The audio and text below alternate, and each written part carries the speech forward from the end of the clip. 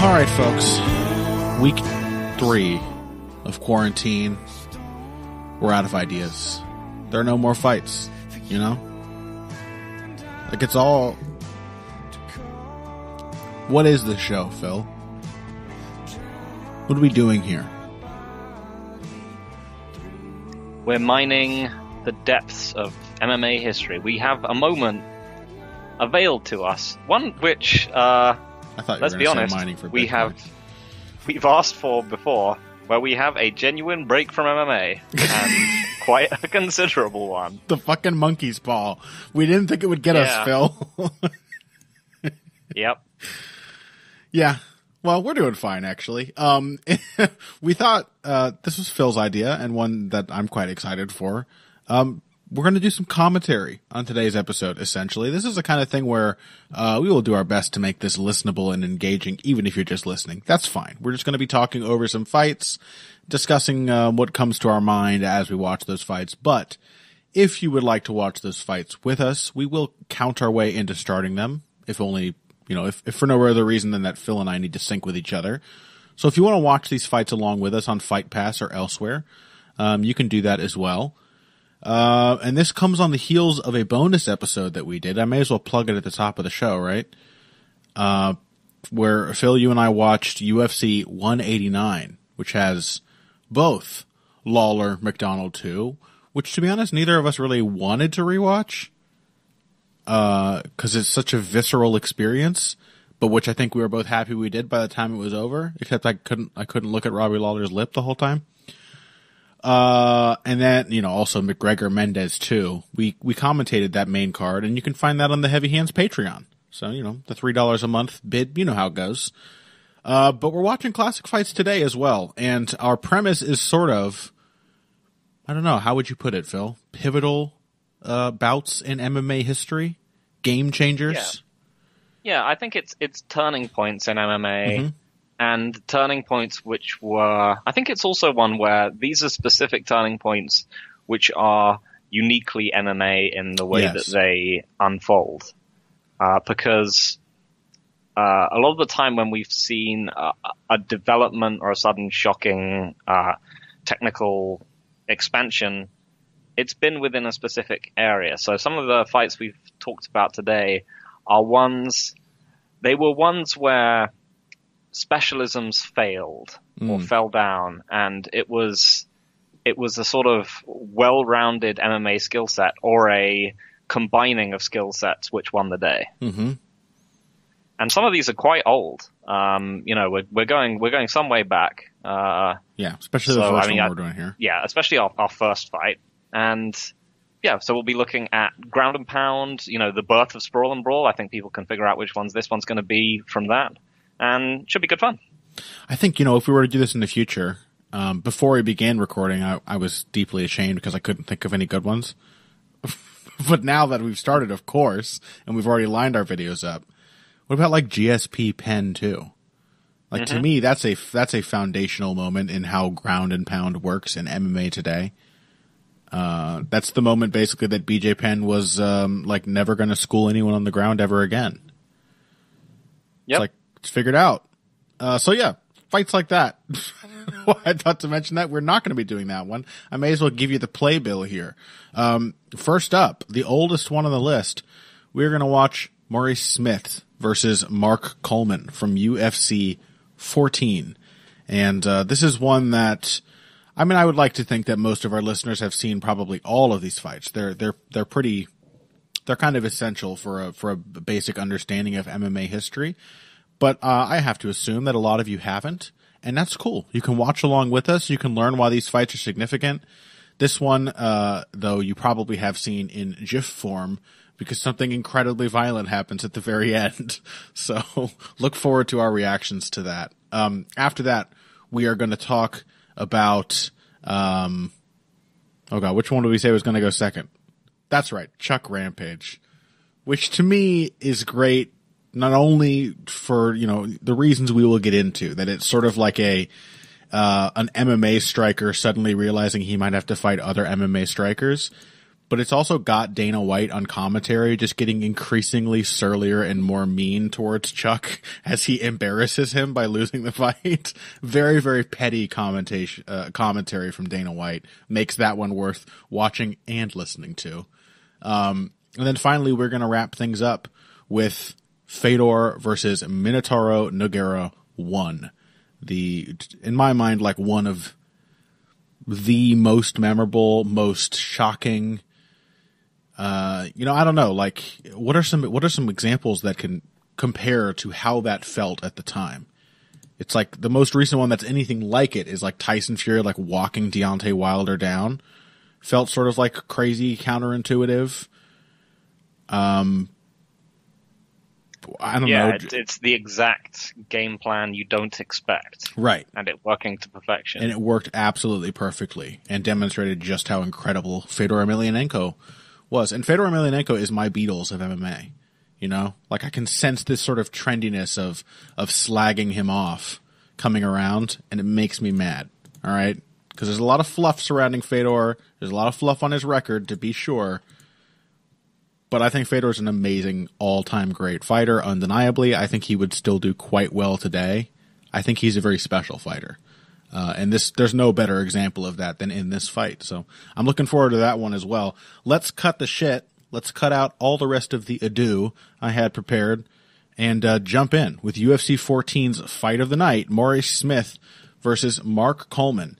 And for those who want to watch along with us on Fight Pass, we are starting the video at 6:25, or more broadly, it's pretty much right at the start of round one, right when Big John McCarthy, in his amazing cut to shreds t-shirt that he wore back in those days, right as he is just about to clap his hands to begin the fight. So let's get into it. Phil, you ready? Yep. All right. We are starting at 6:25 in 3, 2, 1, play. All right. So, yeah, Mark Coleman was a terror at this time. He was like the guy who loved headbutting people. He was the godfather of ground and pound. He was the guy who invented the phrase even, I think. Yeah, so this was when I think Hammer House, Coleman's particular gym was doing very well, and there was Mark Kerr in the sport. But I think so. Maurice Smith would in this fight really. This would be the first time really that anyone had seen something that we could approximate to sprawl and brawl happen in MMA. Yeah, essentially the first example of an MMA striking game. Because, without the takedown defense and the ability to scramble free, we've all seen Tony versus Couture, right? Your striking is not worth shit without those elements. So this is kind of, like the first time anyone was like a good enough MMA striker to win with striking alone in MMA. And, as we're saying this, Coleman has Smith on the ground and is beating him up and trying to headbutt him. So, I mean, we refer to it as being like the first sprawl and brawl display, but first sprawl was a whole miss. Lot of sprawling. Yeah. First sprawl was a miss. Yeah, but it was also one of the fights where we saw that cardio could be used as a weapon.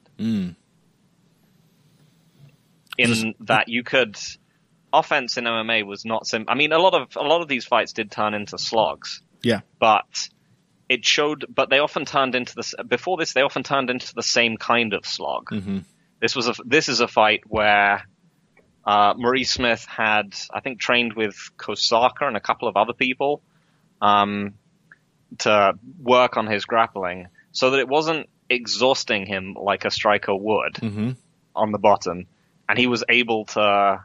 And when he was able to outlast Coleman, suddenly, like the slop fight that this fell into had an incredibly different tone to all the other slot fights that we'd seen in the UFC thus far. Yeah, stamina is still intensely important, especially because output is so high nowadays. But like especially at this time, like not to spoil anything, but this fight ends after the 20th minute. You know, that's how the UFC operated in those days. So, like, being able to stay in there and stay calm and relaxed, incredibly vital. Especially against a guy like Coleman, who was maybe not going to be that sustained of a fighter in that same way, but would absolutely make you the one who gassed out first. So did you... Also, just the general strength and conditioning training of this era, whilst it was, you know, if you read anything from, you know, the Lion's Den or any of those other places, was incredibly brutal. Mm-hmm. It was very much tough man, get big muscles, and you know, it wasn't very thoughtful. Yeah, it wasn't very strategic. People weren't building for the distance back then.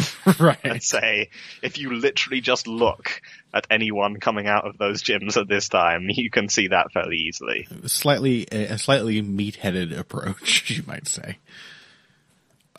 Phil, when did you get into MMA? Because like for me, this is a bit of a trip. You know, I'm familiar with Coleman. I mean, I'm familiar with these fights as well.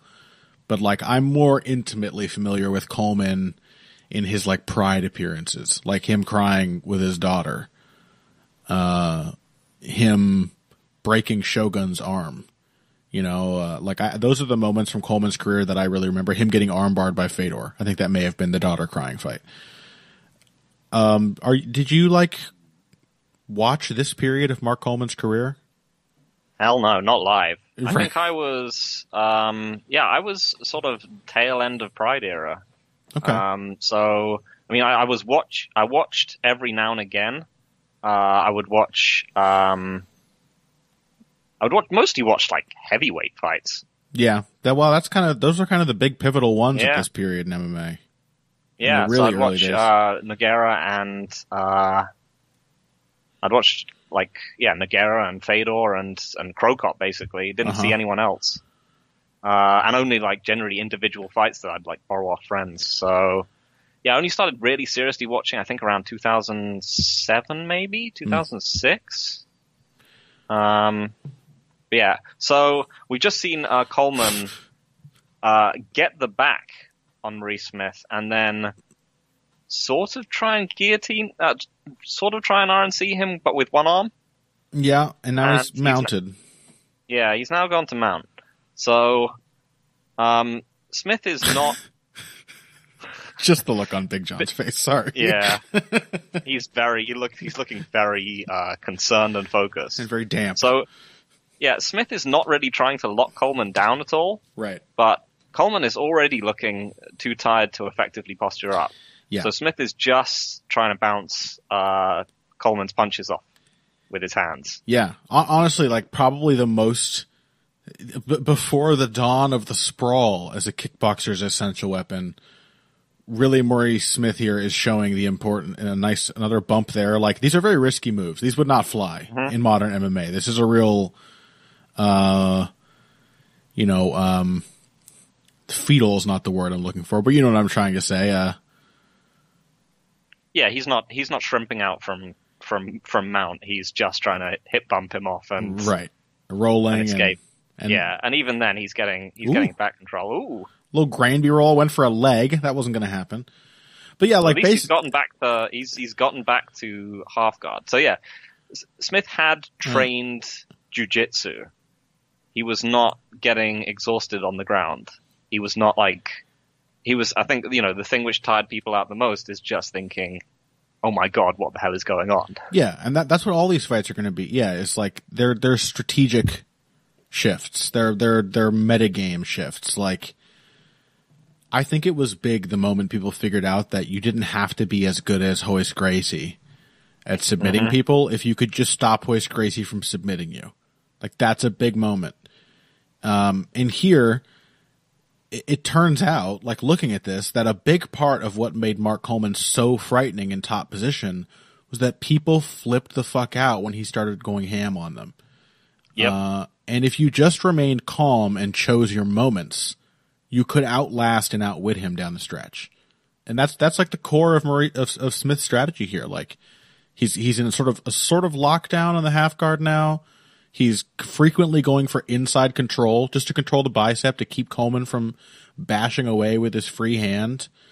And every now and then he'll do a big bump and roll and see what happens in the scramble.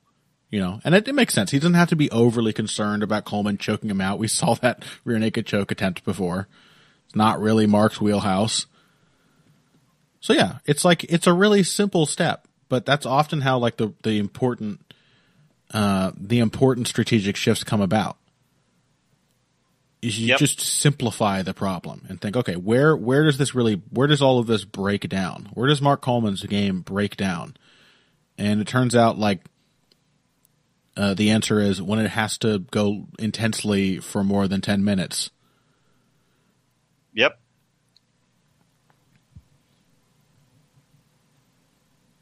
And just that, yeah, I mean, because we'd seen that, yeah, you could beat.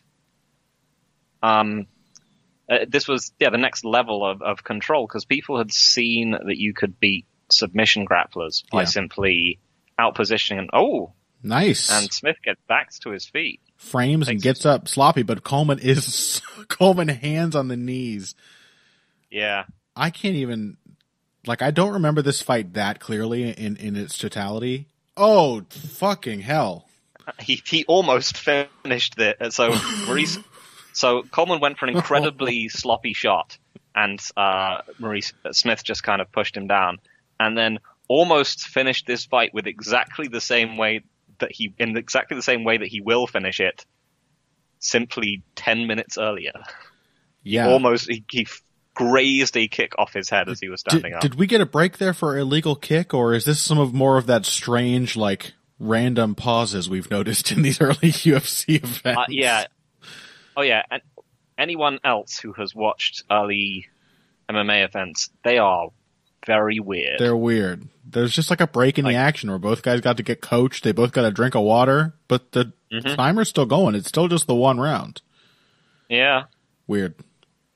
So at the moment, Coleman is being picked off, but Maurice Smith is also very tired and very anxious about what just happening. Yeah, misses the head kick this time. Coleman gets him down, but it has now become very clear that Coleman needs to hold him down and cannot afford to do much with it when he does.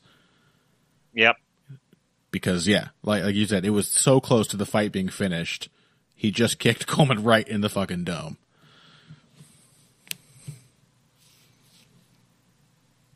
And yeah, you can see Smith's groundwork has changed. Well, I guess so has Coleman, but you saw him trying to kick off on the hips much more readily.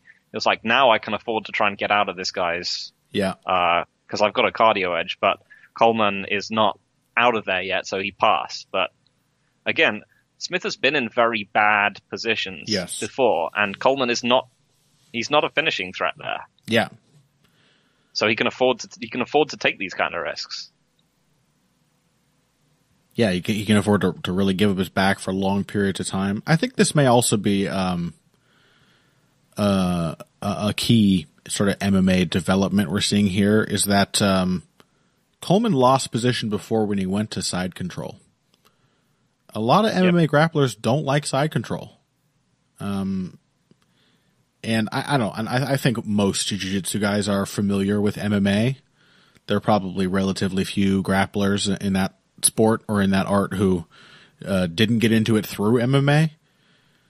But still, I imagine it might seem a little strange that for MMA fighters, side control is like often avoided. There are a lot of fighters who just don't like to go there. And it's because like this is the sort of the idea of all these fights we're looking at today. Like the game changes when the other person's interest may simply be to get up no matter what, to take advantage of the first possible opportunity to create some kind of scramble and spring back to their feet. So Coleman is reverted to half guard, which we have seen in MMA is as much a staging position as like mount might be in jiu-jitsu, in pure jiu-jitsu, as a really important control position, all because of that leg entanglement. Ooh. Yep, we just saw Coleman go to side control, and Smith almost got out. Just about lost it. And not quite, but each one of these is adding up for Smith, and he gets tired. Oh, Jesus Christ. Knees to the nape of the fucking neck. Brutal, man. Well, here we are, side control again. Let's see what happens. Smith immediately has more freedom of movement. Coleman trying to stay heavy. He doesn't want to. I think Smith is waiting for Coleman to try to advance. This is a problem here for Coleman because he's really not sure how to set up submission offense here. Right. I mean, when he was getting kneed in the back of the head, I mean, what was he doing? It was a kind of. I don't know. Yeah, he was kind of figuring it out. Just like it was sort of. It started off as an arm triangle and then ended up with him just sort of trying to bear hug Smith's head to death. Yeah, I think that was what he was going for. It was a sort of smother. He was clearly like putting everything into it, but unfortunately he did not have the raw power to actually crush Maurice Smith's skull with his bare hands. So here we are seeing, not the first time in the fight we've seen it, but Smith he does have like some of the basic ideas of what you want as the striker in these exchanges. He's lost it now. We're back in half guard. Him going for a sort of lockdown, not a very good one. But he is doing a good job when they get back to full guard of using it, not closing it and trying to cram Coleman down on top of him, which is what Coleman wants, but creating space. He's putting feet on hips. He's constantly going to this inside tie, this frame on the biceps. Ooh! And I don't know what the fuck happened there, and it probably wouldn't have happened. Coleman started to go for a scarf hold. Yes. And then, as people are wont to, Smith slipped out the back and briefly had Coleman's back, then decided. And Smith is tired, but he's way fresher than Coleman. Yeah. Coleman is like knees locked out, can't keep his hands above his chest, like he is exhausted. Yeah, this is the kind of this is the point where in the modern sport you would see the grappler exhausted up against the cage, and you'd say to the striker in your head, body shots. Hit him with body shots. And it's nice to know that back then, as now, the striker will ignore your mental plea. And that some things don't change at all. Smith did land one kick to the body, which was nice. Maybe kick to the body shouldn't be the first thing you think of. Maybe, try jabbing the body. When you've been taken down for the last 5 minutes or so off your last kick. Yeah. And it's the only thing this guy does on the feet is throw takedowns. It's not a bad idea to lower your level and dig the body. But yeah, it's good to again, can't criticize him for it because no one does it now either.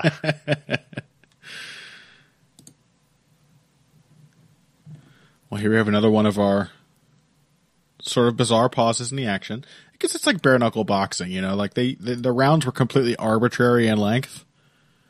Just be like, hey, we both need a break. Each get a break. Get back to it. It's probably the best way to do it if you are going to have an unlimited round time, is to still have some breaks in there. Because fighting without breaks is pretty grueling. Yeah. To watch, too. Yeah, exactly. Not for the fighters, although it is. But it helps everyone. For the spectators. Medieval battles, man. You think they just went at it line against line for hour on end? Hell no. They pull back, they drink some water, have a snack, a couple orange slices, then they get back to it. So we are still seeing Smith heavily kick-based, but swaggering now, taunting Coleman. It's strange that he seems just more willing to throw kicks than he is to throw punches. Yeah, I just don't think he's that comfortable a puncher, to be honest. Yeah. He may in a weird way feel more vulnerable about Coleman getting under the punches than he is about Coleman grabbing a leg. I don't know. Yeah, I mean, he did almost decapitate Coleman on a level change earlier. Very true. And he was getting Coleman to shy away and then taking the open target. Yep. It's just... Yeah, Mostly just feinting with the hands and then kicking him in the leg, which is good. Uh-huh. And I got to be honest, like, even in the earlier moments, Smith, at this incredibly early stage of MMA development, that was nice. Got Coleman to pull away, then jabbed, then kicked. I like that rhythm there. Even at this incredibly early stage, he's not doing my favorite MMA habit. He is not scared to attack Coleman when Coleman is against the fence. Like, he knows Coleman is going to shoot at some point, but he is taking advantage of this opportunity here. He's talking some shit. Yeah, he is. God, Mark Coleman is like, it's over. It's the most over. Tired man in the world. He's so tired. He is consistently just putting his hands on his knees. Oh, there's the punches. Ooh. Oh, no. Oh.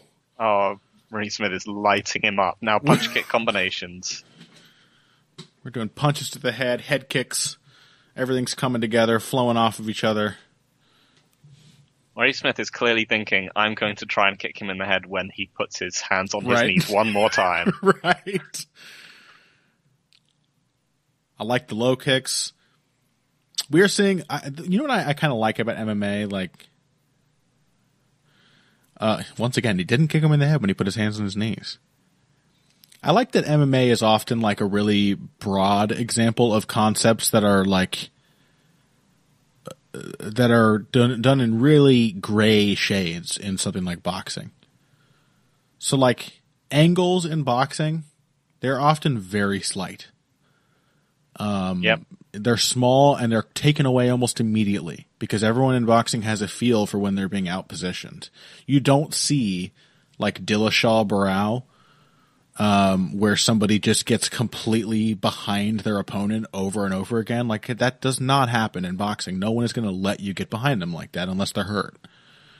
So yeah, I like that. Sometimes I like in MMA that it's like it's like a paint by numbers version of boxing. So you kind of just get to appreciate the way things work. And so like here we're seeing, something that happens in boxing all the time. You hit someone with straight shots down the center, they're going to start closing up their stance. They're going to try to keep you away from their center line. They're going to become more bladed, more side on. And then you start hitting them with things around the side. And in boxing, a lot of times that would be a hook to the body, a right hook to the like back of the ribs. Like a sugar. Here it's the low kick. Yeah, and here it's the low kick. But like we are seeing these little things play out. They're just really obviously.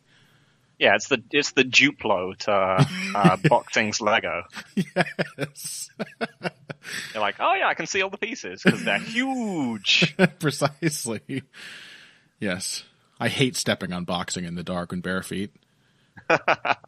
Who doesn't? All right. Coleman seizes a brief lull in the action to try and rest again. I just thought that we just got an inexplicable minute-long break, and Coleman 20 seconds in is like, oh, Jesus. I need to grab my knees. He's thinking about it, like... This is, we have seen many old fights together, and he is one of the most tired men I've ever seen. Undoubtedly. He is Bob Sapp tired. Yeah. It is just beyond everything how tired he is. Maurice Smith got some glove issues. Classic old school MMA. Yep. Always the gloves not being taped properly. And this is a blessing for Mark Coleman. Yes. Of course, no rules on his corner, not helping him out at all whilst this is going on. Yep. But I'm not sure that Coleman absorbed a single thing that was probably said to him just then. No, he was too busy trying to absorb oxygen. Still holding his hands on his knees. Yeah. Like, poor Mark. Now here we go. That's the MMA move right there. Yeah. Well, we have the lights starting to fail in the arena. Yep. This is amazing. All right. I sense it coming. Yeah. It must be, right? Coleman is now increasingly becoming incapable of doing anything. Yeah. He this is just target practice at this point. Yeah. That's a really pretty combination, the way Smith throws it, though. The way he closes him up with the jab and then snipes the back of his leg. These are some savage low kicks, too. That was a nice little sort of scoop off parry motion with the sidestep as Coleman thought about shooting. Horrible low kicks. Yep. It's really Yeah, Smith still isn't comfortable just barraging Coleman. Right. Because I'm sure he could. Probably. But maybe not. Like at this, his takedown defense is bad enough that he really needs to see the shot coming to stop it. I just don't think Coleman is physically capable of a shot that means anything at this point. But I think if Smith is planting his feet, it might still happen. Like his takedown defense is essentially sheer weight, just distance. Mm-hmm. Coleman is starting to stumble around in response to feints now. That's not our stoppage, is it? No, of course not. Did we just stop the fight? No? It must be a round end. I guess so. It's so arbitrary, these early UFC events. The changing lighting is also weirding me out. Like, did we just have a red filter looking at Mark Coleman for a second? It's a fucking tripping. It's a very, anyone who wants to entertain themselves in a particularly weird way, it is well worth watching really old UFC and MMA events. Oh yeah. Because there's a strange mix. Like every now and again, you'll see something genuinely good, but mostly you will just be reminded of how very, very good MMA is nowadays, and how incredibly hilariously bush league and terrifying it used to be. I believe our fight is over, Phil. Is our fight over? I think we were wrong. I think this is not the one with the head kick heard around the world. Oh, well. Phil, it's Pete Williams who knocks Mark Coleman out with the head kick. Ah. Should we redo everything? Yeah, let's redo everything. Okay. At the risk of embarrassing ourselves? Yeah, let's redo everything. Okay. That one's a shorter fight anyway. But Williams is after Coleman, right? Yeah, it is after this. So I mean, that one is still sort of the pivotal one. Yeah. Yeah. Let's edit it so we don't sound dumb. Perfect. All right. Editor's note: Phil probably still thinks that that I edited out our mistakes entirely, perhaps not realizing at the time how many of those mistakes there were. So as listeners of this show, it is your responsibility not to tell him how embarrassing small portions of this commentary are. Back to the show. All right. Well, there you have it, folks. Maurice Smith versus Mark Coleman. A moment that would change MMA forever. A sport which it is kind of weird. Like you said, there are moments that look fine, but to watch that and think that this is now a sport that is like dominated by strikers, and it kind of all starts there.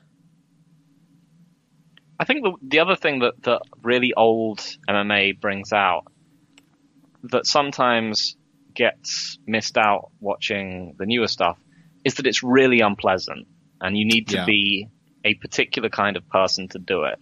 And a dumbass. I'm sure. Psychopath. Yeah. And that's not necessarily, it's not like that's not true nowadays, but everyone nowadays, to some extent, you have the idea of them being a trained person at the top of some kind of pyramid who is vaguely comfortable with what they're doing. And back in the old days, watching this stuff, there's a real sense of just how grindingly physically hideous this is. Like people just getting pushed to their physical limits because they have no idea that they're there until they've reached them, kind of thing. Yeah. So yeah, it's always like enlightening to watch the sport in that way as well, because you realize just how much kind of layers of toughness and what's the right word, of just normalcy have been added on to what is an insanely vicious sport. Yeah, right. It's more like watching because they're less well prepared. There's a much more shallower understanding of how it works. So it is more like watching, even though they're big meatheads, it's more like watching just your normal neighborhood meathead in a fight in which like he refuses to lose, or sometimes he just folds. But yeah, it feels more like watching a normal person go through the madness that is MMA. Whereas now we're not watching normal people; we're watching athletes. Yep, it's different. They designed themselves for this shit. Yeah, that's a good point. Okay, well, let's take a break then, just between fights here. When we come back, we are going to be looking at. Why do I keep blanking on the second one?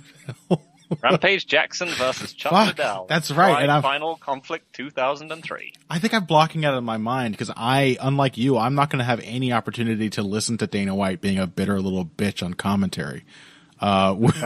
Which is really one of the main advantages of this fight, I think. One of the main selling points. But that being said, we're going to watch an MMA striker versus an MMA striker from way back when, just after this break. Hey everybody, thanks for listening to this week's Heavy Hands. If you like what you hear, please consider pledging to support the podcast on Patreon. Patreon is basically continuous crowdfunding. You sign up to contribute a certain amount per month to help us with production costs and the like, and in return you get rewards ranging from a mention on the Heavy Hands website to a question or topic of your choice being discussed on the show.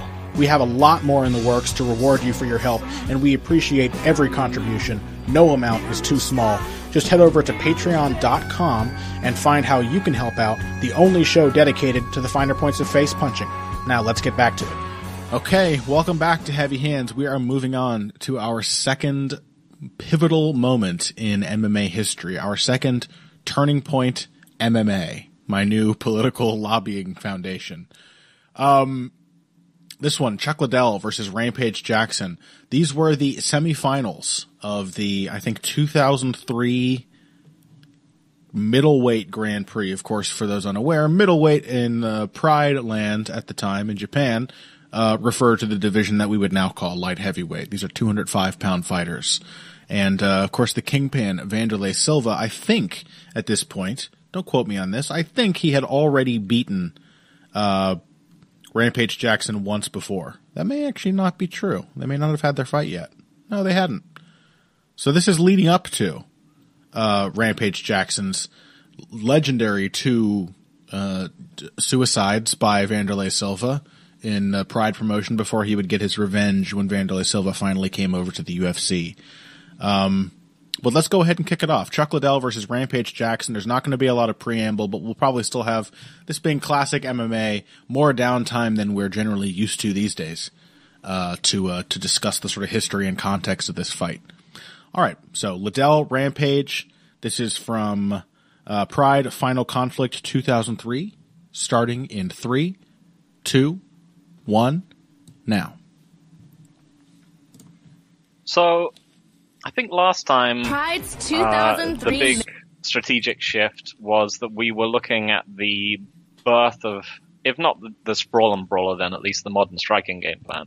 Mm-hmm. And now we're sort of watching a dead end of that particular, not necessarily that particular evolution, but this is where the sprawl and brawler can fall down.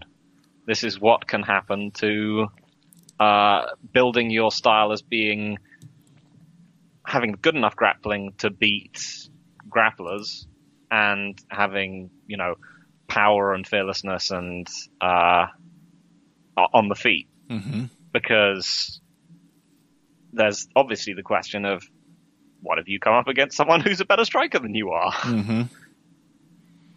And this was also in terms of other developments. This was the one where people got to realize, really, people who'd been raised on the UFC and who had not watched much outside of the UFC got to realize for the first time incontrovertibly that they did not have all the best fighters on the planet. Yeah, or rather, something that UFC fans must apparently learn over and over and over again, that there are good fighters everywhere.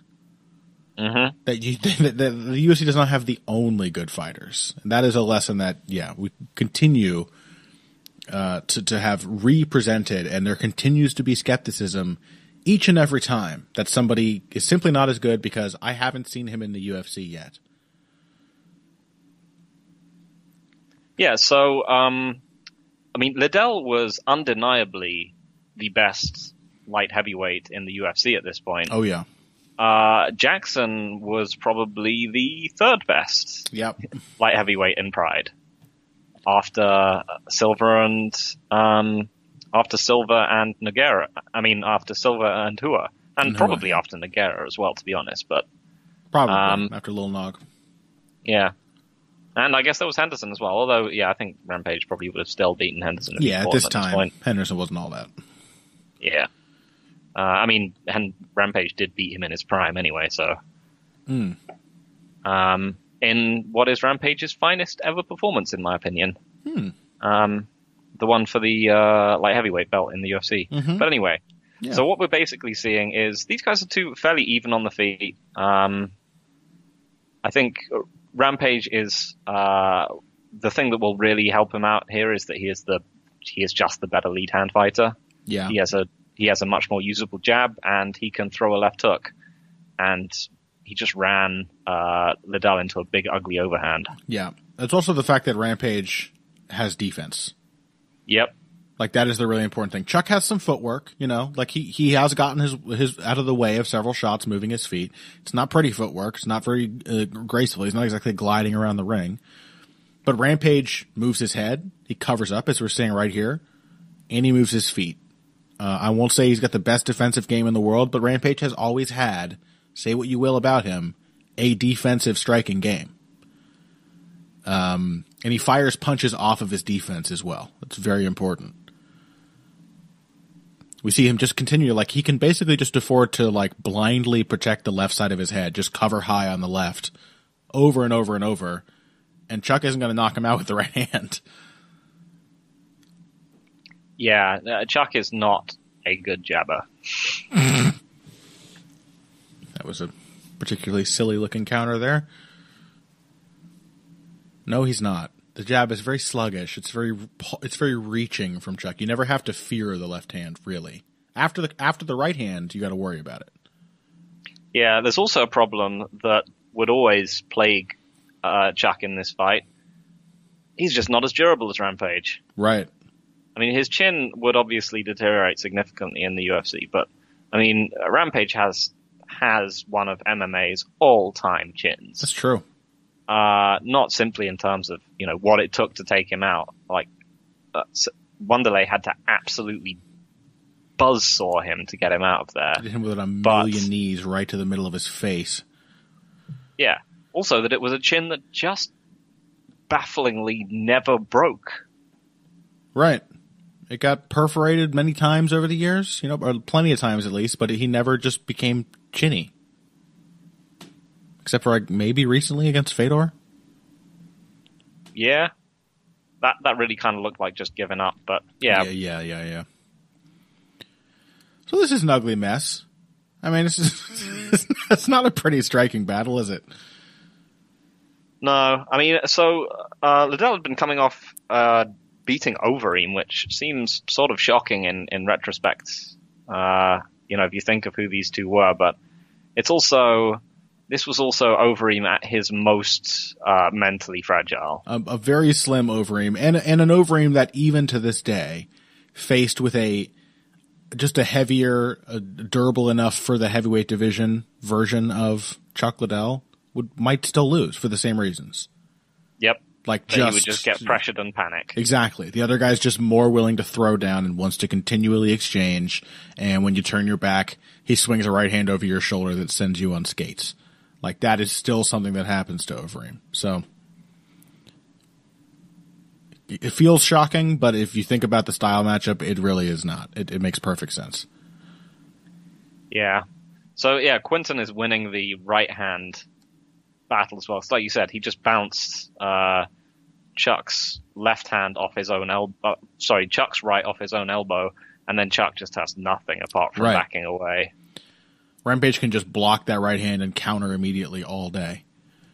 And now Chuck is sort of initiating the clinch, because this has been historically where he's been able to beat people up, and his ability to throw punches backing away actually works pretty well off clinch breaks. Mm-hmm. But him engaging the grappling is, spoiler warning, going to end up getting him killed. Probably just never a good sign when Chuck Liddell feels like he's got to clinch you to slow things down. Yeah, I mean, his win against Vanderlei, that was one of his best wins, I think, in terms of it being a smart, strategic game plan, where he actually used his ancillary skill set.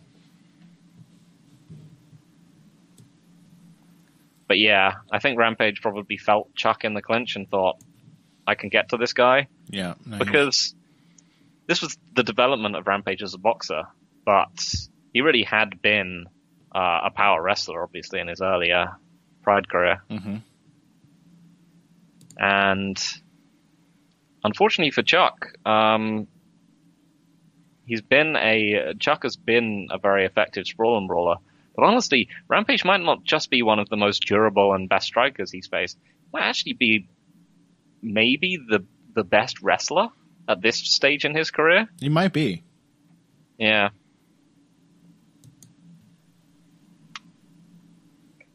The classic MMA move there, the awkward stance shift shuffle step right hand. Yep. That's a Tyron Woodley classic that Rampage Jackson just previewed. Oh. Yeah, Chuck's game is just not that deep. Like, that's the real thing here. It's like, Rampage isn't either. But Chuck's is, this is like just that moment of realization that Chuck's game is so narrowly designed to deal with grapplers that, there's so many ways to poke holes in his striking approach, and Rampage has essentially tried all of them so far. Oh. Yeah, Chuck on the back foot. I mean, he still managed to get that. He's still an accurate puncher. Yeah. He looks so awful on the back foot, but I mean, we've seen multiple times in his career people chasing him and getting ruined for it. He was still able to tag Quinton once, but he got tagged multiple times by much cleaner shots. Yeah. You could see how guys like Tito Ortiz could get shredded doing that, just trying to charge him down. But Chuck Liddell, Quinton Rampage Jackson is not Tito Ortiz. Right. It's not like, it's just more refined. The sport just becomes more refined over time. Because it's not like big dumb puncher doesn't work. Like, look at Justin Gaethje. Like, how much better is Justin Gaethje's counterpunching footwork really than Chuck Liddell's? But it's a more refined version of the Chuck Liddell approach. That when Gaethje is in there making some like questionable moves, countering Donald Cerrone off the back foot, he's far more defensively aware. He's changing angle a lot more when he's doing that. Like, yes, the technique may be questionable in the same way that Chuck's is, but he has more in his toolkit than simply every time he's about to hit me, I have to hit him first and harder and more. He has more to respond with than just punch, punch, punch. Yeah, there are elements you can see that, but the worst aspect of his game, back foot counterpunching, is pretty much now is comparable to the best one of Liddell's. Right, exactly. That was his, I would say better. His one thing he could do. Yeah. Ooh.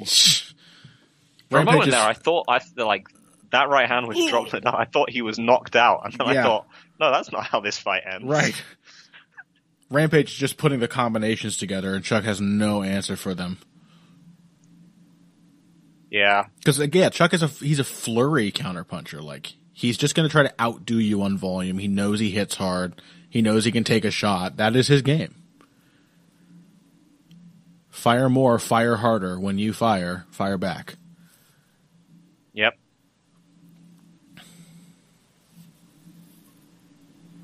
Rampage now working the wrestling. Yep. Gets a single leg. End of the round. We are reminded for why the ring sucks. Yes, it's true. I love the ring aesthetically. It looks beautiful. It's a great viewing experience. Not the best medium for mixed martial arts. Round 2 has begun.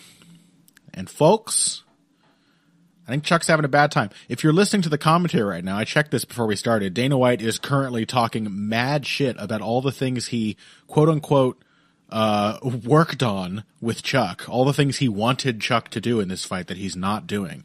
And would you believe it, Phil? You're probably maybe hearing some of it now. Would you believe it? They're all things that Chuck Liddell has literally never done. He's like, this is one of the best things about this fight. We wanted Chuck to work the legs. You know, we wanted this to be a kickboxing match. You know, that's how Chuck fights. He should have turned it into a boxing match. This is, yeah, the times when Dana got so invested in a fighter that he's complaining about how Liddell got backed up into the corner. It's great. Yep. He's like, look, see, he's doing everything wrong. Everything's his fault. It's his fault that I believed in him. I mean, this is the thing, that with Dana being the audience member. Yes.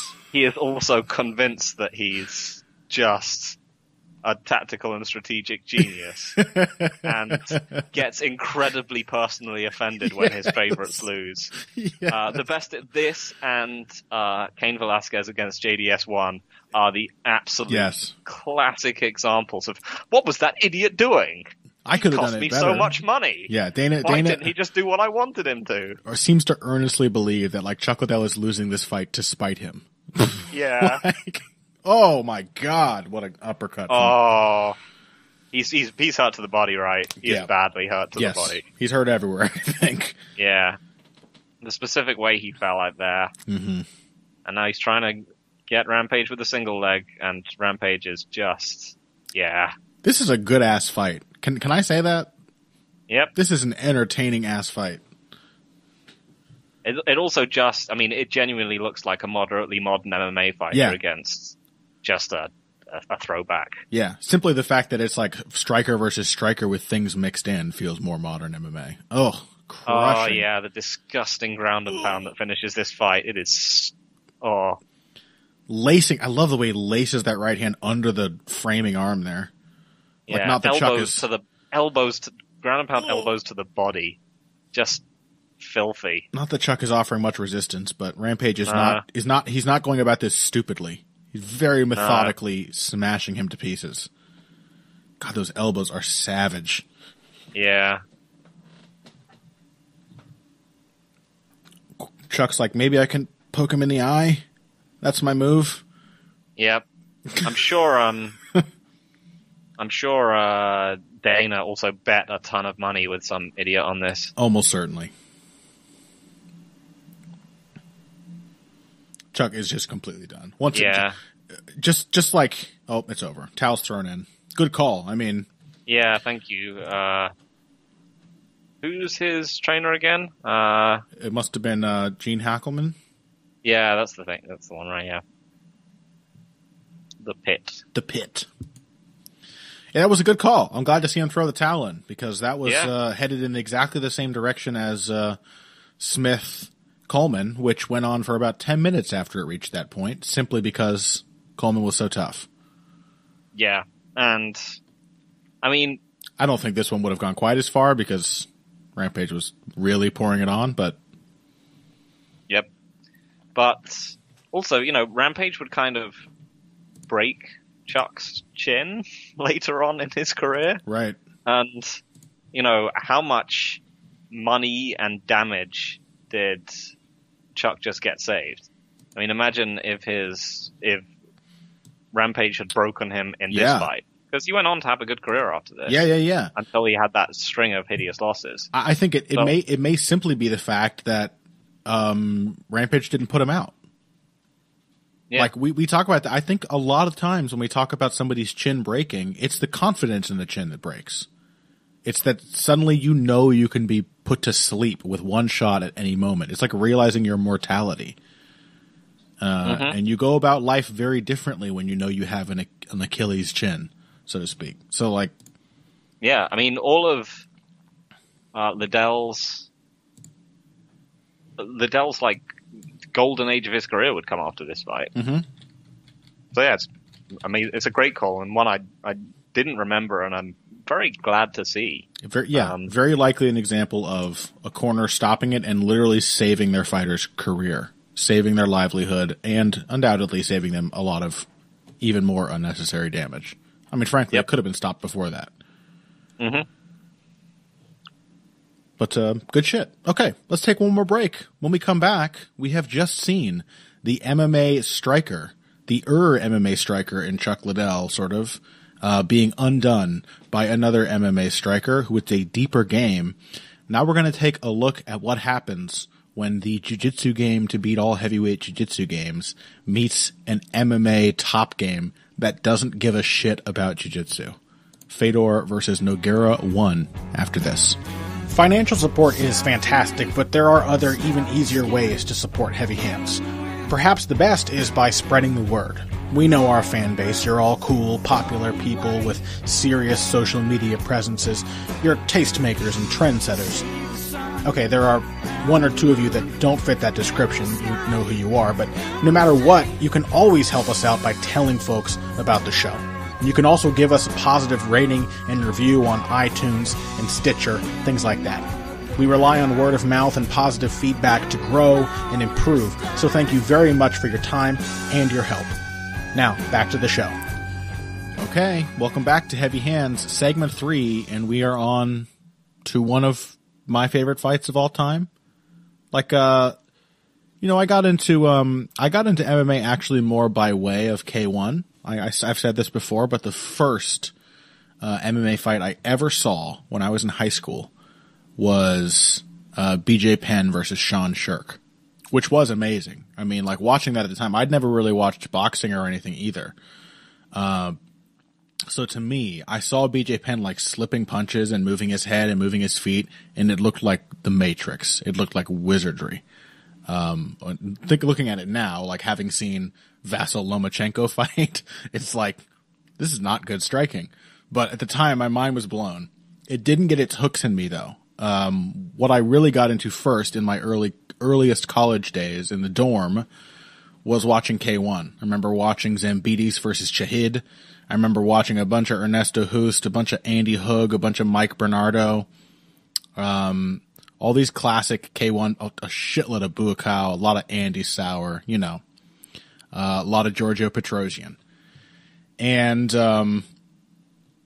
this was like one of the first MMA fights that I watched that really got me super intrigued in what is unique about MMA. And perhaps that's because this fight is entirely defined by the one phase of MMA that makes it MMA, which is ground and pound. It's that, that's it. That's like the core of this sport that separates it from pretty much every other mixed martial art like sport. So yeah, let me actually make sure I have the right one here.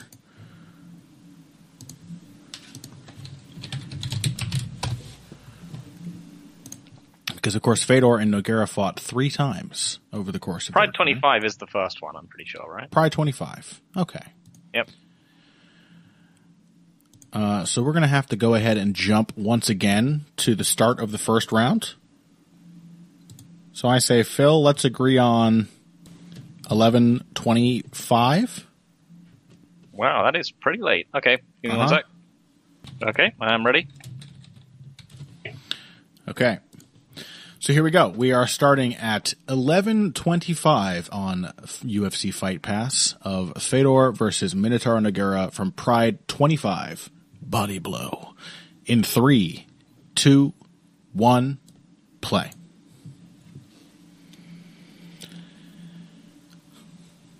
So yeah, this is like this in many ways to me is the MMA fight. Like, there are already several shifts that we talked about. We talked about a striking game designed to beat pretty bad grapplers. We talked about a pretty bad sprawl and brawl game designed to beat a pretty bad top game. This, though, is like a highly evolved version of a lot of those early, like in the early days, MMA was like, it was all about like school versus school, dojo versus dojo. You know, you like train in one specific discipline. That was still a big thing. And heavyweights were supposed to be afraid of Nogueira's guard. They were supposed to be afraid of grappling with Antonio Nogueira on the ground. And so we've just seen Fedor practically knock Nogueira through the ropes with a missile of a right hand. Yep. And then set up in his guard. He just bowls him down and sits up in a butterfly guard.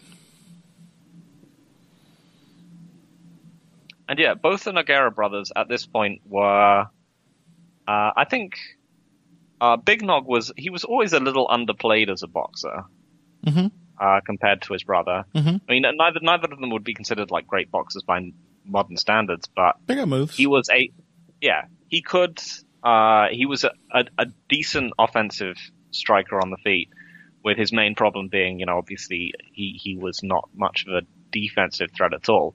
But yeah, if people went to the ground with him, he would simply submit them. He was the the archetype that guys like Charles Oliveira have followed and built out into, you know, far more complex and dangerous and interesting, frankly, game plans over the year. But he was also, I think Nogueira was really MMA's first kind of inspiring Rocky figure. Yeah, no doubt. He's one of the first fighters that I really loved, because he was the one who would come back from everything and pull these insane...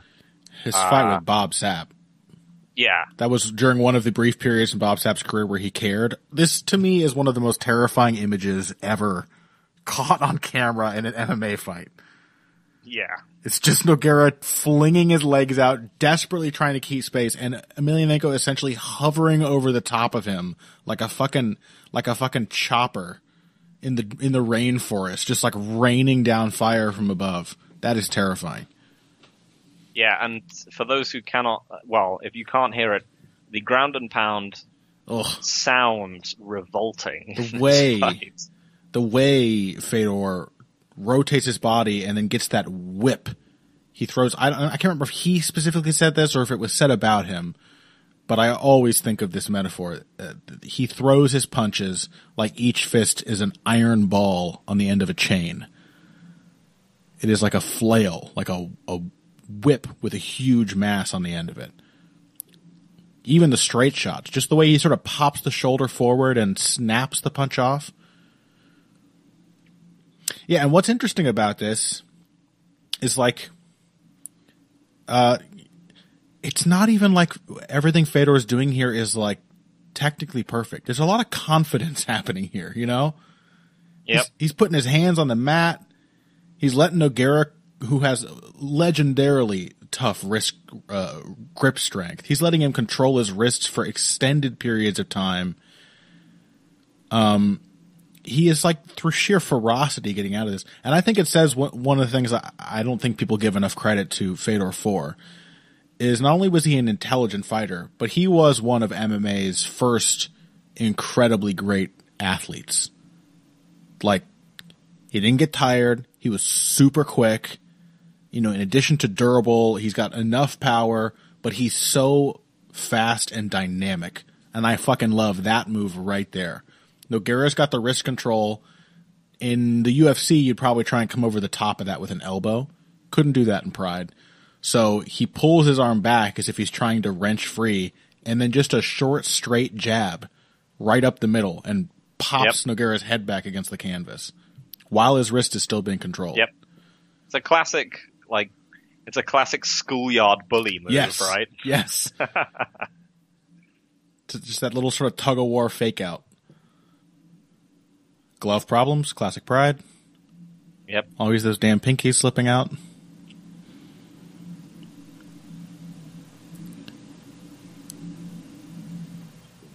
So yeah,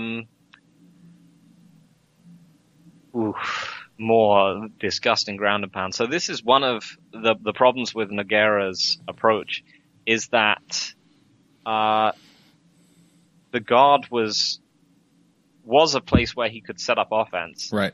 But it was a place where Fedor could set up much less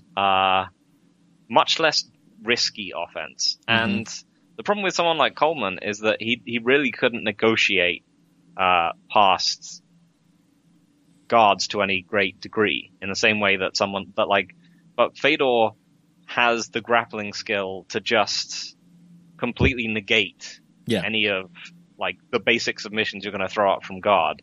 And he's actually, it's not a question of Coleman relied on you to spaz out. Fedor did not care if you were spazzing out or not. He was landing incredibly hard shots. There was another one of those, the wrist control straight punch there. Yeah, and like Nogueira's offense, while pretty damn potent from his back, especially by the standards of the time, and certainly by the standards of heavyweight MMA, it's multi-stage. Like we just saw Fedor getting essentially locked up in a double wrist lock or Kimura position. Nogueira connecting his hands and starting to turn the angle and starting to try to leverage it. Fedor, much like Maurice Smith against Mark Coleman, knows that he just has to, again, this is like a metagame understanding that he has. He knows that really all you have to do is wait for that tiny little transitional moment between the steps of a move like that. MMA is all about doing stuff in transitions. So like, just like Maurice Smith, he's getting put, and once again, a triangle there. He's getting put in bad positions. But when those bad positions, when Nogueira attempts to turn that advantage into a win, Fedor just waits for that moment and explodes out of it. And that's very MMA. You just wait for the right moment and you explode. And that makes up for one of the fundamental problems of this sport, which is that you simply can't know everything. So paint with broad strokes. Oh my God. Oh. Sickening ground and pound. Nogueira's chin. Yeah. He was dribbling his head off the canvas there. Yeah, I think he went out briefly there. Yes. It was like when Anderson got cold cocked on the ground by Chris Weidman in their first fight, and for just a moment his eyes rolled back. Oh, yeah. Very much like that, but meaner. Yeah, because a lot of this time, Fedor is never trying to progress. He is trying to merely stay in the same position, because every time Nogueira is sliding up his knee, right, he is offering a traditional jiu-jitsu player the chance to try and pass his guard. Yeah. And at this point, Nogueira would either, go for a half guard sweep or something like this, but Fedor is just like, no, all he'll do is push forward. Right. It's exactly that. And then just slide the knee back down and go, no, we're back here again. It's that core understanding that all of Nogueira's attacks involve sequences of moves, and Fedor can pick them apart at the seams and just not give Nogueira any seams to pick at on himself. Yeah, it's like if people compare things to chess, but it's like if your first move in chess is to put your pawn out, and then the other guy reaches across the board and puts your pawn back where it was. It's like, oh. Wait. Oh, I see. Yeah. That's how it felt at the time. Like cheating. Like, you can't do this in Nogueira's guard. You can't just sit there where he's dangerous. And there was a beautiful sweep from Nogueira. Yep. Lovely timing. Does he have mount? Oh, he's got 3/4 mount. Instantly starts carving through Fedor's guard. Yep. Yeah, so this would be a weakness of Fedor, right? Uh-huh. I don't think this is anything. Oh, but Fedor does manage to sweep him back. There we go. Aww. Once again, he just waited for that moment of compromised balance and just exploded. There was no perfect textbook technique there. That was sensing Nogueira's balance, waiting for his center of gravity to get a little too high, and just blasting him back onto his back. Because, as far as his game off his back went, I've never liked Fedor's game off his back particularly much, and sure. I think, T.P. Grant said this was sort of a traditionally Russian approach, is that they tend to have real sprint grappling games. Yeah. But that in some ways makes sense. Sure. You know, it's a it's attack or get out of there. Yeah, but it also just meant that, you know, we saw him later on in his career just get taken apart with protracted ground exchanges. And I think that possibly could have happened here, but A, Nogueira didn't have enough time, and B, he got swept. Here's that moment where I think Nogueira might have been knocked out for a second. Yeah. Oh, that shot.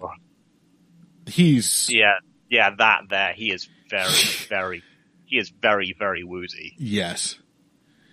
And that first round went quick, didn't it? Yep. That didn't feel like 10 minutes. Yeah, see, that should not have been a sweep. Like, that was not technical. He literally rolled Nogueira along his entire body that was stuck under him. The obligatory shots of random Japanese celebrities weeping. Yep. About having seen Nogueira bested at his own game.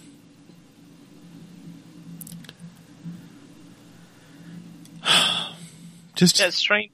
It's strange, like reading and I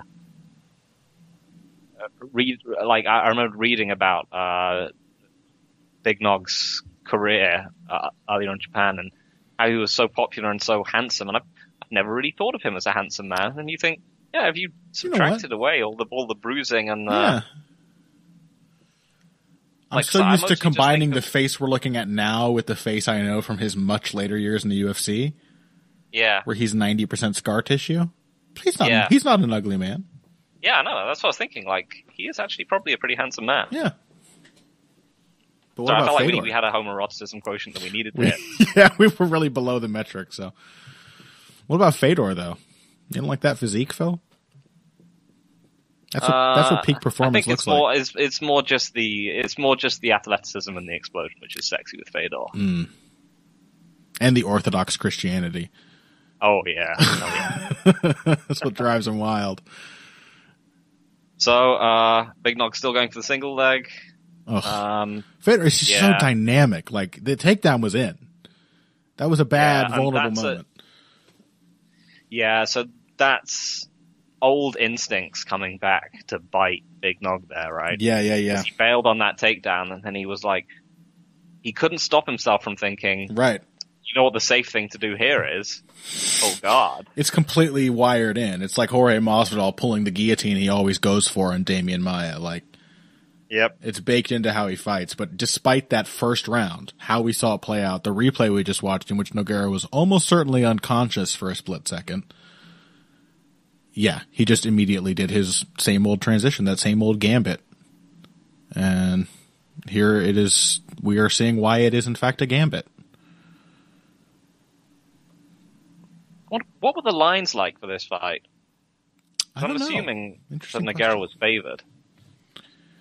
I don't know if he was, though. It's not like Fedor was a complete unknown, at least before this point. He had won that Rings tournament.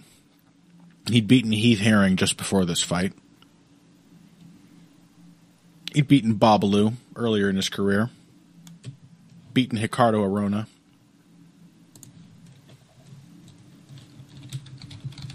Let's see if I can find him.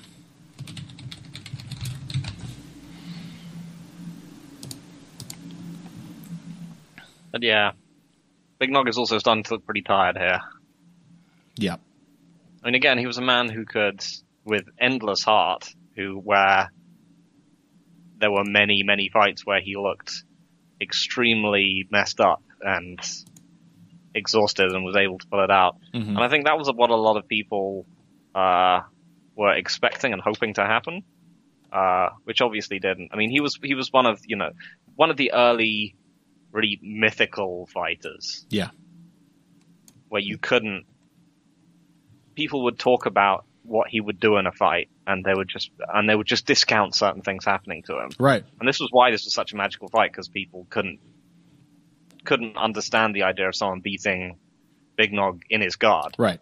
But, for years, the idea that you simply could not stop Big Nog, persisted. That he was simply immortal. There was no way to win against him by stoppage. Right. And that even at this point, like, I think Nogueira just did it out of muscle memory, but I do love that half guard sweep, that deep half move, but didn't get back to his feet. So like, what's the point, right? This is the MMA game shifting. Yeah, I think there must have been people even at this point of the fight who were just like insistently believing like, well, Fedor's going to lose any moment now. Mm-hmm. He's just building up the rage meter. Yeah. It's a total paradigm shift. It must have been for some people like that bullshit they say about the Native Americans, like not being able to see the colonizers' ships, looking out and like it being so against anything they'd ever imagined.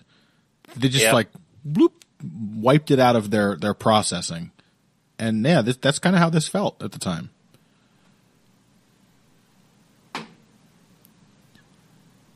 Yeah, I mean, this is essentially the fight. Like, that's the thing is, there are not many major shifts. It is Nogueira's game. It's the game that carried him to incredible heights, just completely being taken apart by the most simple and direct counter possible, which is stay in that place. People are afraid to tangle with you, and just like don't let you set anything up, and spend the entire time thrashing you.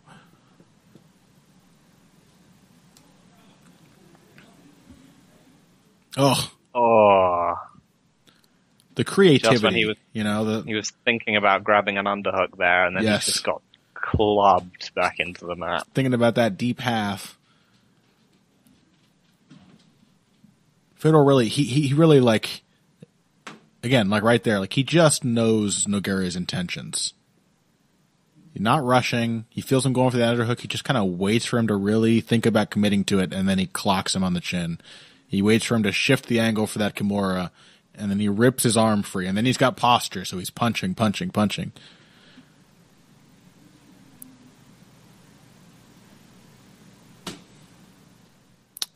It's kind of the point in, like, this is like, once again, lovely sweep. Oh. Yep. If he's given enough. Did the round just end? That is a tragedy. That is heartbreaking. Wow. Look, this is like by the end of round 2 of RDA Pettis. I was rooting for RDA so hard, and yet by this point I was like, oh, poor Anthony. I'm sorry. That is But yeah, this kind of thing would end up being the moments of like brightness for people to be like, oh, well, Big Nog was just about to get him. Right. He was inches away from getting submitted there. Yeah. I mean, and this is the thing is that people talk about how annoying fans are nowadays, and they are extremely annoying. Mm-hmm. But they are annoying in different ways. Fans back in this era were religious in their belief. Yes. Of how good certain fighters were. I mean, Conor fans are no doubt the most annoying plague to ever hit MMA. But Fedor fans, I mean, that's partially just due to sheer numbers. Yeah. And cultural impact. Mm-hmm. Fedor, like a particular brand of Fedor fans, the particularly culty ones, were extremely irritating to deal with. Mm-hmm. But yeah, but that's the thing, is that the people who were like the Fedor fans before them were the Nogueira fans. Sure. Because they were the ones who were just like, yeah, he's just unbeatable. It's just a matter of time. He never loses. He just runs out of time. Yeah. And they would hold on to this, until basically, like, I don't know, like Cain Velasquez or Frank Mir fights or something. Yep. And then see it long into an MMA, a UFC career where he was clearly significantly eroded. Just like, no, he's just running out of time, and then he would just get murdered. I think that right there, like, once again, round 3 starts, like, that's the thing. How do you feel about that if you're Nogueira? Fedor just comes out, lunges into a right hand. He's like, all right, and just takes him down. He doesn't care. And I think like, yeah, having those little moments where you're like, oh, if Nogueira had made that adjustment, if he'd made that adjustment, that sort of sets up perfectly what happens in the ultimate rubber match. Of course, their rematch is interrupted by a cut, I think, from a headbutt. But then they finally have another full fight, and Fedor just does what you're supposed to do. Mm-hmm. Yeah, it's just a way more. It's just a classic. Like, yeah. Well, I mean, Nogueira makes the adjustment. Yeah. In that he just says, "Well, I'm gonna fight this guy on the feet and only take my takedowns when they present themselves," and then Fedor's just like, "Yeah, I'm just gonna beat you up on the feet then. Yeah, why don't I do that?" Fine. Which to me is so cruel, because Nogueira came into that fight having planned all these little important tactical adjustments for how he was gonna advance on the positions he had managed to find and the sweeps he had managed to find in their first fight. And Fedor just didn't let him at all. Yeah, it's a Cormier versus Jones-esque tragedy, right? Yes. The first guy, his pride has always been, no pun intended, has always been in his grappling game. And for the rematch, he says, okay, I've always fought this way, but now I'm gonna set it to one side, and I'm just gonna try and fight the style matchup in front of me. And this guy is, he's a ground and pound guy. I'm just gonna fight him on the feet. Or, he's a clinch guy in Jones's case. I'm just gonna fight him in a kickboxing match. Mm-hmm. And in both cases, the other guy is just like, oh yeah, I'm better than you here. What a cruel sport. Yeah.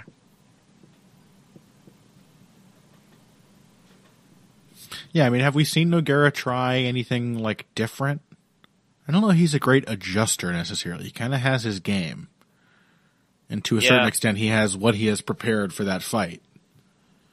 Oh, we've talked a lot. We've talked a lot in the past about how those things are linked. Generally, yeah, is that if you are super stubborn, you're generally not particularly adaptive. Right. If you're someone who just never gives up.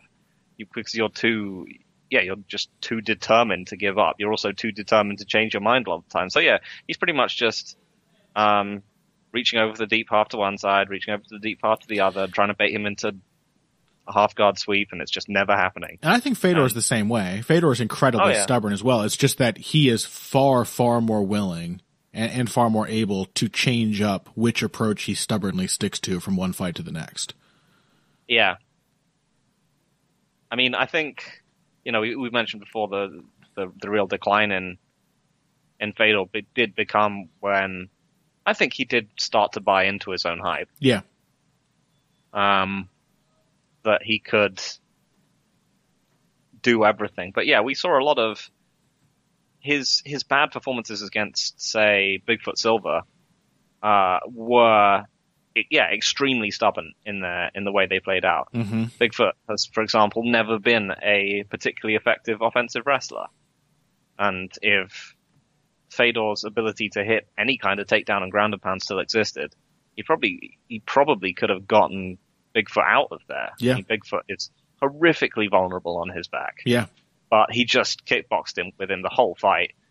Was the one who got taken down himself and got finished. So yeah, he got dialed in more over time. I think this era was his best. He wasn't hitting the hardest, but he was, he was so flexible. I think instinctively selecting the right approaches. Sure. Yeah, that's the thing here. Like, this is a stubborn approach, but this is not a stupid way to fight. This is not as dumb as it seemed at the moment we first realized that this was how Fedor was going to approach Nogueira. Like we said, he is making of the guard a safe position, which it often is in MMA. He's just like, I'm not going to let you control my posture. I'm going to continually do damage. So your ability to execute any grappling technique is just going to get worse and worse and worse. And each time you set up on me, I'm going to be really calm. I'm going to wait for you to compromise your position trying to secure it, and I'm going to rip free and go back to it. Yeah. It's very methodical. I haven't read it, but I've heard that his instruction manual is actually very, very good. It right? is. Yes, his book is great. And any like seminar video of Fedor on the internet is worth watching as well. There it is again. I love that move, man. The wrist control and just that little jab. Just punches right through wrist control.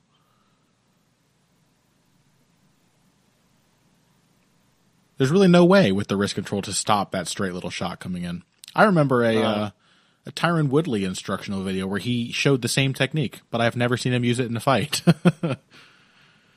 But I always think that's a great little move. Is like the idea of jabbing on the ground is sorely underused, in my opinion. I mean, how many more one-sided fights are there? You know? Yep. To me, that's a masterpiece. I know, yeah, like, I'm insecure about this now because you were just talking about how insanely religious the Fedor stands were. But I love Fedor, man. This shit is so pivotal. It's so important to like the sport that MMA has developed into in this modern era. These are such important fights to me. His fight with Crow Cop, the fight with Tim Sylvia, another one where I don't know. At least Dana White wasn't sitting there still advocating for Sylvia at that point. He would have been if Sylvia had won. That's true. Any chance that man gets to be smug, he is taking it. Yes. Man. But yeah, I mean, Fedor was a remarkable fighter. Yeah. But yeah, I don't think there's any danger of you getting confused with a classic Fedor stand anytime soon. I mean, they really were the worst. Yeah. I mean, he was just the best. He was the best striker, the best wrestler, the best submission grappler, and an incredible athlete. Quick, the perfect fighter for them. Yeah. But he was, for this state. But he was, looking back, you can still say this is a recognizably modern MMA fighter and a recognizably modern fighter taking recognizably skilled and diverse approaches, and someone who is also would be an upper tier athlete in whichever division he was in the UFC nowadays. Mm-hmm. Someone who made the Japanese ladies cry. Yep.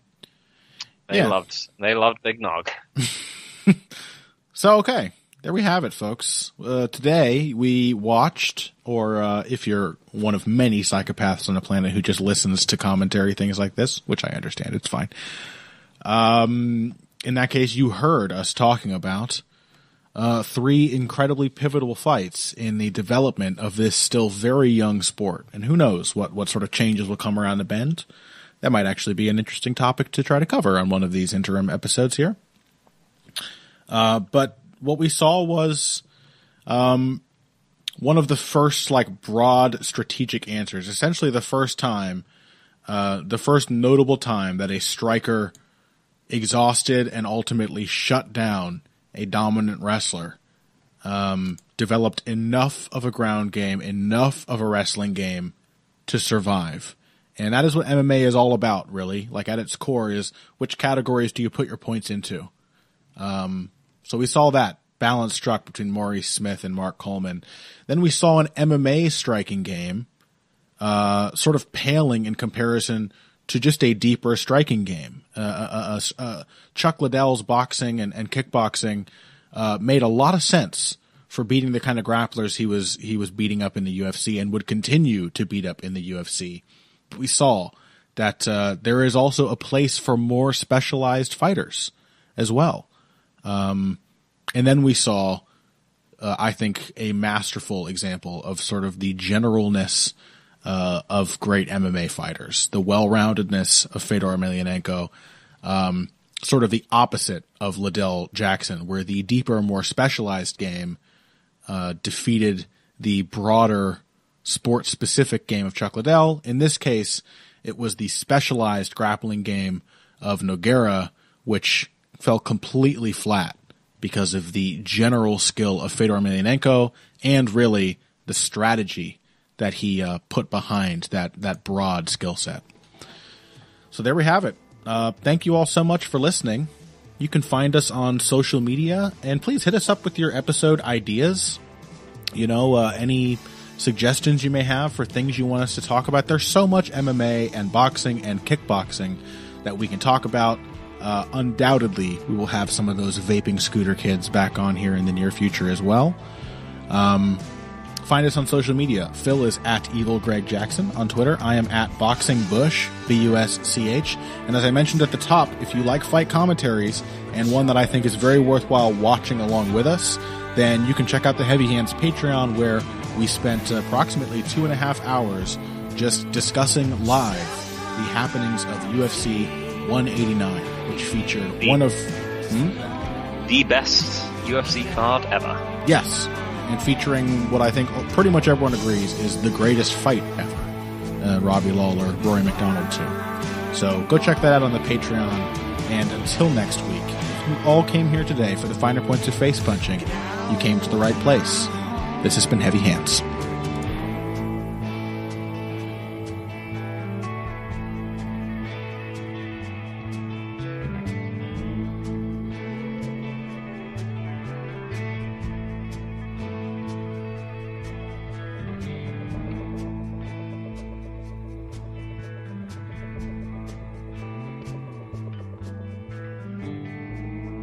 Let's edit it so we don't Wendy Hunt, so we don't sound dumb.